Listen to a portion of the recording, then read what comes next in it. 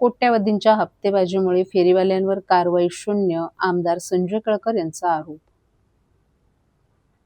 शहरातील अनेक गृहसंकुले अनधिकृत फेरीवाल्यांमुळे कोंडीत अडकली असून त्यांची सुरक्षा धोक्यात आली आहे. या व्यवसायात कोट्यवधींची हप्तेबाजी होत असल्यानं या फेरीवाल्यांवर कठोर आणि ठोस कारवाई होत नसल्याचा आरोप आमदार संजय केळकर यांनी केलाय. या प्रकरणी संबंधित पोलीस आणि पालिका अधिकाऱ्यांना स्पष्ट सूचना दिल्याची माहितीही त्यांनी दिली आहे. कोपट येथील भाजपच्या कार्यालयात आयोजित जनसेवकाचा जनसंवाद या कार्यक्रमात लोकउपवन आणि प्रताप सिनेमा परिसरातील गृहसंकुलांमधील रहिवासी उपस्थित होते. लोकउपवन गृहसंकुलातील सुमारे 500 रहिवाशांनी सह्याद्री फेरीवाल्यांच्या जाचाबद्दल निवेदन दिलं. गृहसंकुलांच्या प्रवेशद्वारासमोरच फेरीवाल्यांनी गरडा घातल्यानं रहिवाशांना बाहेर पडणं मुश्किल झाल्याचं रहिवाशांनी निदर्शनास आणून दिलं. दुसरीकडे प्रताप सिनेमा परिसरातील 5 सोसायट्यांसाठी असलेला खाजगी रस्ता देखील अनधिकृत फेरीवाल्यांनी ग्रस्त झालाय. याबाबत माध्यमांशी बोलताना केळकर यांनी अनधिकृत फेरीवाल्यांच्या बाबत व्यवसायात कोट्यवधींची हप्तेबाजी होत असल्यानं इतर शहरातील फेरीवालेही ठाण्यात बेकायदेशीरपणे व्यवसाय करत आहेत आणि संबंधित प्रशासनाकडूनही ठोस कारवाई होत नसल्याचं सांगितलं. या फेरीवाल्यांमुळे सामान्य नागरिकांची सुरक्षा धोक्यात आली आहे. भविष्यात गावदेवी अग्नितांडवाच्या पार्श्वभूमीवर कोणतीही दुर्घटना होऊ नये यासाठी पालिका, पोलीस आणि वाहतूक शाखा यांच्या संयुक्त विद्यमाने मोहीम घेऊन कायमस्वरूपी आणि ठोस कारवाई करण्याच्या सूचना केल्याची माहिती केळकर यांनी दिली आहे. तसंच रेल्वेच्या विकास कामांसाठी रेल्वेलगतची बांधचाल पाडण्यात येणार आहे. त्यामुळे 50 कुटुंब बाधित होणार आहेत. या कुटुंबियांच्या पुनर्वसनासाठी पुढील आठवड्यात महापालिका, रेल्वे प्रशासन आणि रहिवाशांची संयुक्त बैठक घेऊन ठोस नियोजन करण्यात येणार असल्याचंही आमदार संजय केळकर यांनी सांगितलं. या कार्यक्रमात मुफतलाल कंपनीचे कामगारही उपस्थित होते. नागरिक आले होते. त्याच्यातले एक 2-3 महत्त्वाचे विषय की जे सातत्याने अनेक ठिकाणी अनेक लोकांना भेडसावत असतात. त्याच्यातला महत्त्वाचा माझ्याकडे 500 लोकांच्या सहीने या ठिकाणी लोकउपवन म्हणून सोसायटी आहे. फार मोठी सोसायटी आहे आणि आजूबाजूला देखील भरपूर सोसायटी आहे. यांनी निवेदन दिलंय की आता आम्हाला गेटच्या बाहेर पडणं मुश्किल झालेलं आहे. एवढं त्या ठिकाणी हातगाड्या आणि फेरीवाले बसतात आणि त्याच्यामुळे आम्ही प्रत्यक्ष त्या अधिकाऱ्यांशी त्यांच्या समोरच माझी चर्चा झाली आणि त्यांना आम्ही ठोकून सांगितलेलं आहे की तुमच्याकडनं जमत नसेल तर मग आमची टीम घेऊन आम्हाला उतरायला लागेल आणि त्या ठिकाणी त्यांना हटवायला लागेल. कारण की सामान्य नागरिकांची सुरक्षा, सुविधा ही आमच्या दृष्टीने अत्यंत महत्त्वाची आहे. या ठिकाणी याच्यामध्ये अनेक माफिया आहेत, अनेक हप्तेबाजी आहे. करोडो रुपयाची हप्तेबाजी या ठिकाणी या माध्यमातून चालते. महापौर शर्मिला पिंपळकर यांनी पदाधिकारी आणि अधिकाऱ्यांसमवेत केली गावदेवी भाजी मंडईची पाहणी. गावदेवी भाजी मंडई येथे गुरुवारी लागलेल्या आगीच्या पार्श्वभूमीवर आज महापौर शर्मिला पिंपळकर यांनी भाजी मंडईत पाहणी केली. गावदेवी भाजी मंडई येथे लागलेली आग ही मोठ्या प्रमाणात लागल्यानं नुकसानही बरंच झाले. या ठिकाणच्या गाळेधारकांना 1 जूनपर्यंत पुनर्वसन करण्यात येईल असं सांगितलं होतं. परंतु आज प्रत्यक्ष पाहणी केल्यानंतर कामाचा आवाका हा मोठ्या प्रमाणात असून काम हे तांत्रिकदृष्ट्या करण्याच्या दृष्टिकोनातून आणखीन काही कालावधी लागेल आणि सुस्थितीतील गाळे येथील गाळेधारकांना देण्यात येईल असं महापौर शर्मिला पिंपळकर यांनी नमूद केलं. यावेळी महापौर शर्मिला पिंपळकर यांच्यासह सर्व पदाधिकारी आणि अधिकाऱ्यांनी गावदेवी भाजी मंडईची अंतर्गत पाहणी केली. तसंच पहिल्या मजल्यावर असलेल्या नौपाडा प्रभाग समिती कार्यालयाची देखील पाहणी केली. हे कार्यालय सुस्थितीत करण्याच्या सूचना महापौरांनी दिल्या आहेत. सद्यस्थितीत सर्व डेब्रिज काढण्याचं आणि सर्व स्थापत्य संलग्न काम सुरू आहे. महापालिकेची संपूर्ण यंत्रणा पूर्ण क्षमतेनं साफसफाईचा आणि इतर संलग्न काम करत असून सर्व गाळे सुस्थितीत करण्यासाठी आणखीन काही दिवस लागणार असल्याचं महापौरांनी येथे उपस्थित असलेल्या भाजी विक्रेत्यांशी संवाद साधताना नमूद केलं. गावदेवी भाजी मंडई येथील कामकाज सुरू असताना प्रत्यक्ष पाहणी करून स्थानिक नगरसेवकांनी कामकाजाबाबत मार्गदर्शन करावं असंही महापौरांनी नमूद केलं. या दुर्घटनेत आग विझवताना मृत्युमुखी झालेले अग्निशमन विभागाचे स्थानक अधिकारी सागर शिंदे यांच्या घरी जाऊन त्यांच्या पत्नी आणि कुटुंबियांची त्यांनी भेट घेतली. सागर शिंदे यांच्या पत्नी माधुरी शिंदे आणि आई जयश्री शिंदे यांना महापालिकेच्या सेवेत माध्यमातून देण्यात आलेल्या 10 लाखांच्या अर्थसहाय्याचा धनादेश त्यांना सुपूर्द केला. तसंच सुरक्षारक्षक काळू गाडेकर यांच्या पत्नी पद्मा गाडेकर यांना सोमवारी महापालिकेत धनादेश सुपूर्द करण्यात आलाय। या घटनेत अग्निशमन विभागाचे 3 जवान जखमी झाले। समीर जाधव, सुजित पष्टे आणि प्रशांत मुल्ला या तिघांच्याही घरी जाऊन महापौरांनी त्यांची विचारपूस केली आणि त्यांना 1 लाख रुपयांचा आर्थिक सहाय्यता धनादेश सुपूर्द केला।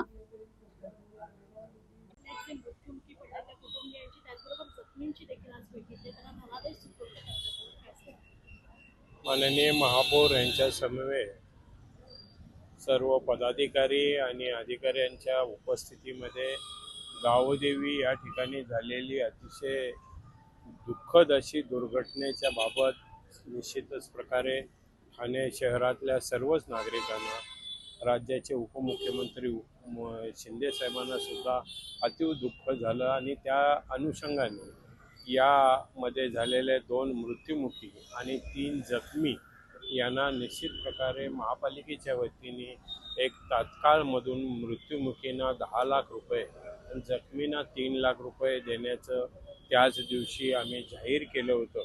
त्या अनुषंगाने आज प्रत्येकाच्या घरी जाऊन त्या ठिकाणी महापौरांच्या समवेत सर्वांना तो धनादेश अदा केला। त्याचबरोबर गावदेवी या ठिकाणी असणाऱ्या बांधकामासंबंधी 1 जून पूर्वी त्या ठिकाणचं बांधकाम पूर्ण करून पूर्वतः त्या ठिकाणी मार्केट चालू करण्यासंबंधी भूमिका घेतली होती। त्या अनुषंगाने आज या ठिकाणी आम्ही पाहणी केली असता त्या ठिकाणी निश्चित प्रकारे त्या कामाचं स्वरूप जर पाहता 1 जूनला ते शक्य नाही आणि अजून 10-15 दिवस लागतील आणि त्या ठिकाणचं काम अतिशय चांगल्या प्रकारे सुस्थितीमध्ये भविष्यात अशी घटना घडू नये त्या अनुषंगाने करण्याची भूमिका घेतली। त्या दृष्टिकोनातून येत्या शुक्रवारी 3 वाजता संबंधित अधिकारी आणि त्या विभागाच्या कामासंबंधित त्या विभागातले लोकप्रतिनिधी यांच्या समवेत एक बैठक घेऊन एक चांगल्या प्रकारचं तीच इमारत त्या ठिकाणी सुस्थितीत निर्माण करण्याची भूमिका आम्ही घेतलेली आहे आणि त्या दृष्टिकोनातून आजचा दौरा हा होता। पाहणी केली पण जसं तुम्ही उल्लेख केला 1 जून पर्यंत ते शक्य नाही होते, तर किती दिवसांचा कालावधी अजून लागेल? साधारण एक 10-15 दिवसाचा कालावधी लागेल का त्या ठिकाणी असणाऱ्या ज्या त्रुटी आहेत त्या त्रुटी दूर करून भविष्यात अशा प्रकारची घटना घडू नये या अनुषंगाने प्रयत्न आम्हाला करावा लागणार आहे। त्यामध्ये फायरचा विषय असेल, स्ट्रक्चर ऑडिटचा विषय असेल, या सर्व बाबीचा त्यामध्ये अंतर्भाव असल्यामुळं या सर्व बाबीचा अंतर्भाव ठेवून एक चांगल्या प्रकारचे त्या ठिकाणी आम्ही इमारत तयार करून देणार आहोत। सर्व नागरिकांना आवाहन करण्यात येत आहे की सध्या डासांमार्फत पसरणाऱ्या डेंग्यू या आजाराचा प्रसार रोखण्यासाठी प्रत्येकाने पुढील प्रमाणे कार्यवाही करावी। डेंग्यू आजार एडिस इजिप्ती हा डास चावल्याने होतो। या डासांची पैदास साचलेल्या किंवा साचवलेल्या स्वच्छ पाण्यामध्ये होते। 8 दिवसांपेक्षा जास्त दिवस पाणी उघडे व साचून राहिल्यास त्यात डास अंडी घालतात। अंड्यांच्या अळ्या तयार होऊन पुढे डास तयार होतात। यासाठी आपल्या घरातील पाणी साठे उदाहरणार्थ बॅरल्स, पिंपे, टाक्या, हौद, रांजणे इत्यादी दर आठवड्याला रिकामे करून घासून पुसून कोरडे करून पुन्हा भरावे। 1 दिवस कोरडा दिवस म्हणून पाळावा। पाणी साठ्यांना घट्ट झाकणे बसवावीत किंवा जुनी साडी, चादर, धोतर यांनी बांधून झाकून ठेवावीत, म्हणजे डास त्यात जाऊन अंडी घालणार नाहीत। घराच्या गच्चीवर, आजूबाजूला, अंगणात कोठेही पाणी साचू देऊ नये। भंगार सामान उघड्यावर टाकू नये, उदाहरणार्थ टायर्स, प्लास्टिक सामान, कुंड्या, टाकाऊ वस्तू इत्यादी। अशा सामानात पावसाचे पाणी साठून त्यात डेंग्यूच्या डासांची पैदास होते। घरातील कूलर्स, फ्रीजच्या पाठीमागील ट्रे हे देखील वेळोवेळी कोरडे करावेत। लक्षात ठेवा, नुसत्या फवारणीने डास घनता कमी होत नाही, तर त्यासाठी डास पैदास ठिकाणे नष्ट करणे ही आपल्या सर्वांची जबाबदारी आहे। कोणताही ताप अंगावर न काढता जवळच्या शासकीय रुग्णालयात मोफत औषधोपचार घ्या। अशा प्रकारे नागरिकांनी सहकार्य केल्यास डेंग्यूचा प्रसार रोखणे सहज शक्य आहे।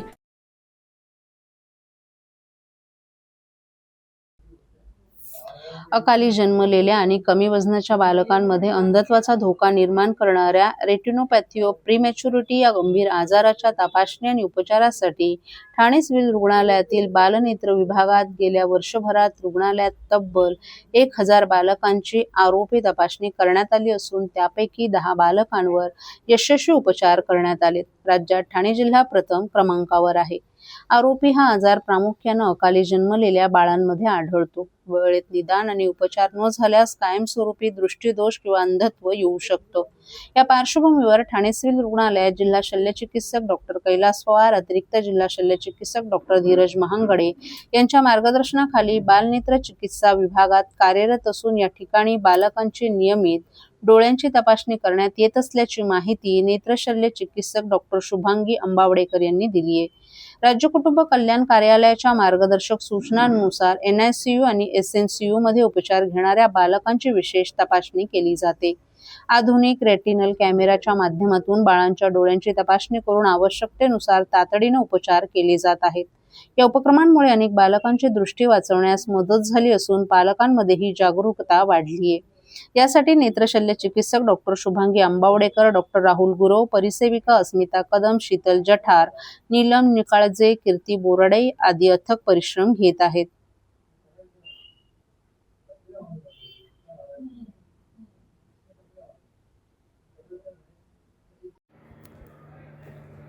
ॲक्च्युली जे प्रीतम लहान बाळं जे जन्माला ज्याचं वजन कमी असतं, वय कमी असतं, त्यांना काचेच्या पेटीमध्ये ठेवतो किंवा आजारी असलेल्या बाळाला ऑक्सिजन आपण देतो.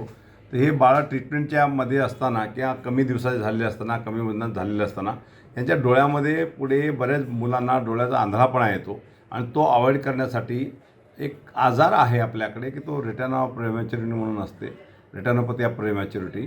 त्यासाठी स्क्रीनिंग करावं लागतं. त्याला स्पेशलिस्ट डॉक्टर लागतो, डोळ्याचा डॉक्टर, त्याला कॅमेरा आणि कॉम्प्युटर वगैरे लागतात. ती फॅसिलिटी आपण इंडोर सिव्हिलला चालू केलेली आहे. आमचे डॉक्टर्स इथले आमचे ऑप्थॅल्मिक सर्जन आहेत, डॉक्टर आंबाडेकर मॅडम, त्या स्वतः बघतात. त्या आतापर्यंत आम्ही 1000 मुलांना इथे स्क्रीन केली. सुरुवातीला आम्ही बाहेरनं आउटसोर्स करून डॉक्टर बोलत होतो, पण यांनी ट्रेनिंग घेतली, यांना कॅमेरा अवेलेबल करून दिल्यामुळे त्या तिथे स्क्रीनिंग करतात. आतापर्यंत 1000 मुलांना आम्ही याचं स्क्रीनिंग केलं आहे आणि सक्सेसिव्ह काही जे कमीत कमी 10 मुलांना तरी आम्ही पुढे त्यांना आंधळापणा येऊ नये यासाठी प्रिव्हेंटिव्ह ट्रीटमेंट करून त्या मुलांना आम्ही बरे केलेलं आहे. या मुलांचा रेग्युलर फॉलोअप आशा वर्कर, अंगणवाडीतर्फे, CH1कडनं, PSCच्याकडनं किंवा RH यांना फॉलोअप करतो. आम्ही यांना रेग्युलर चेकअप करतो आणि यांचे डोळे तंदुरुस्त असतील याची काळजी घेतो. ही फॅसिलिटी आपण इथे अवेलेबल केलेली आहे. दिवसेंदिवस सिव्हिल हॉस्पिटलमध्ये ज्या काही चांगल्या गोष्टी करता येईल ते करण्याचा आमचा धडपड आहे आणि त्या दृष्टीने लोकांना जास्तीत जास्त लोकांना त्याचा फायदा व्हावा. SNCU किंवा NICU जो खूप महागडा, खूप खर्चिक बाब आहे, ते आपल्या जिल्हा रुग्णालयामध्ये आहे. बाकी आपल्या पेरिफेरीला पण आहे. प्रायव्हेट रुग्णालयात हा खर्च परवडत नाही, पण आपण ते इथे एकदम जी काही बेड मान्यता त्यापेक्षा जास्त पदवी इथे ॲडमिट असतात आणि त्यांना आपण इथं ट्रीटमेंट करतो आणि फ्री ऑफ कॉस्ट करतो. माझ्या सगळ्यांना विनंती राहील की हे आरोपीचे बेबीज असतील तर आपल्याकडे बेबी त्यांना आम्ही स्क्रीन करतोच, पण जे काही ज्यांना काही अडचण असते त्यांना ट्रीटमेंटसाठीचा जो बाहेर खर्च करू शकत नाही किंवा काय, जास्तीत जास्त लोकांनी इकडे येऊन सिव्हिलचा फायदा घ्यायला पाहिजे अशी अपेक्षा आहे. धन्यवाद.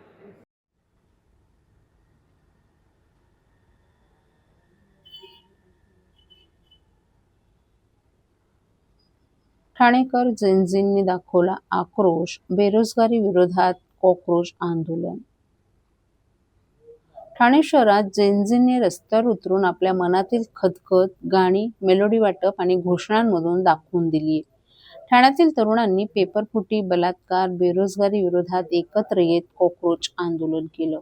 या आंदोलनात मोदी आणि मेलोनी यांची वेशभूषा केलेल्या तरुण तरुणींनी मेलोडी चॉकलेटचं वाटप केलं. तर या आंदोलकांच्या सोबत राष्ट्रवादी काँग्रेस शरद पवार पक्षाचे राष्ट्रीय सरचिटणीस डॉक्टर जितेंद्र आव्हाड, जिल्हाध्यक्ष मनोज प्रधान, युवक अध्यक्ष अभिजित पवार, युवक कार्याध्यक्ष राजेश कदमही रस्त्यावर उतरले.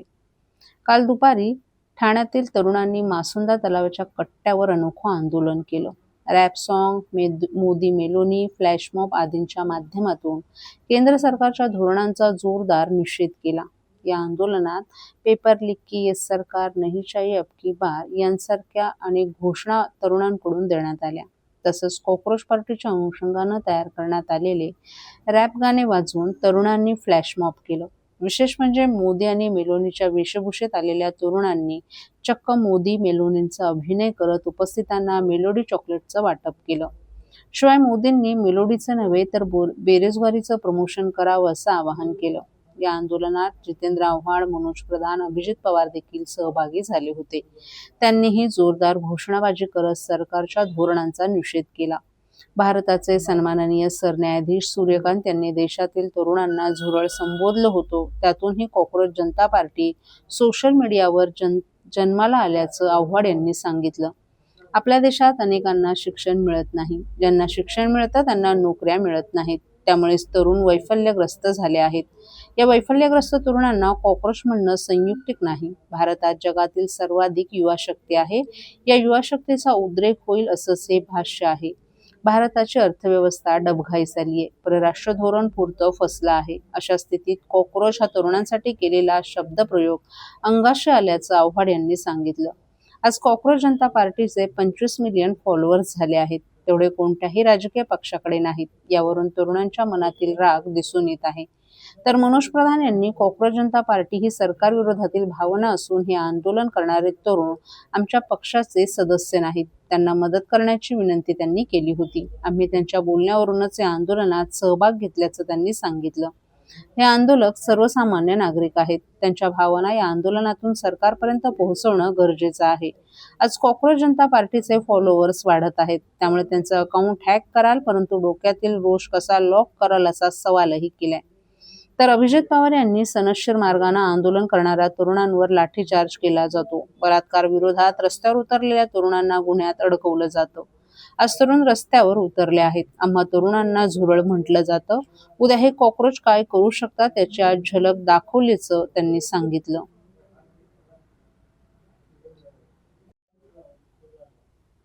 तरुणाईचा जो राग आहे तो उद्रेक या ठिकाणी पाहायला मिळाला. ज्याप्रमाणे चीफ जस्टिस ऑफ इंडियानी कॉक्रोच असा उल्लेख तरुणांचा केला होता. तरुणांचा कुठेतरी बघा, एक मी तुम्हाला सांगतो की chief justice of India his lordship Suryakant ji यांनी जे काही म्हटलं की कॉक्रोच येथे, हे त्याने का म्हटलंय माहित नाही, पण तरुणांच्या माथ्यात डोक्यात गेलं ते की आम्हाला कॉक्रोच म्हणतं काय. आणि कॉक्रोच हा असा प्राणी आहे की तो कुठल्याही परिस्थितीत जिवंत राहतो. आणि एक लक्षात घ्या, या एका शब्दामुळे देशभरातलं वातावरण बदललं. कॉक्रोच जनता पार्टी कोणाच्या सुपीक डोक्यातनं बाहेर पडली मला माहित नाही, पण 25 कोटी फॉलोअर झालेत. 25 कोटी फॉलोअर. आणि कोणी म्हणेल की त्यांचं अकाउंट ब्लॉक केलं, त्यांना हे केलं, त्याला तुम्ही घाबरवून तर कुठलंच आंदोलन दाबू शकत नाही. जर दाबू शकले असते तर 1942चं आंदोलन गोळ्यांच्या आधारावरती ब्रिटिश दाबू शकले असते.